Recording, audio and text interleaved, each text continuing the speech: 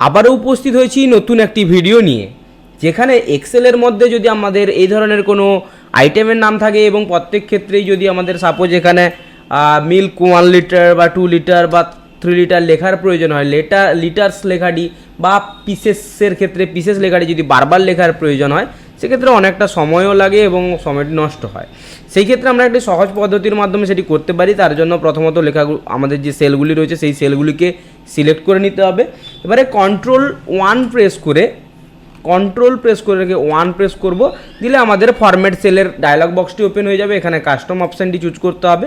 এরপর এই টাইপের ঘরে আমাদের একটি ফাংশান ব্যবহার করতে হবে। ফাংশানটি হলো থার্ড ব্র্যাকেট শুরু করব।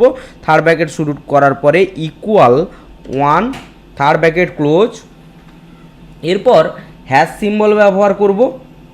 হ্যাশ সিম্বল ব্যবহার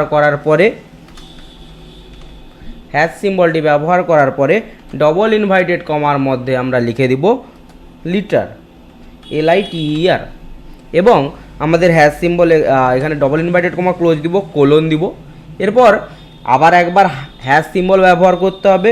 ডবল ইনভাইটেড কমার মধ্যে আবার স্পেস দিয়ে আমরা লিখব লিটার্স, কারণ যখন আমাদের অর্থাৎ 1 ভ্যালু থাকবে তখন লিটার কথাটি আসবে, এবং যখন 1-এর বেশি কোনো সংখ্যা থাকবে তখন লিটার্স কথাটি আসবে।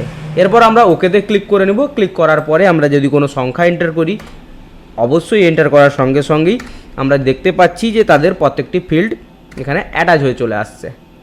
আমাদের এই ধরনের ভিডিওগুলি দেখতে আমাদের ফেসবুক পেজটিকে ফলো করুন, ইউটিউব চ্যানেলটিকে সাবস্ক্রাইব করুন।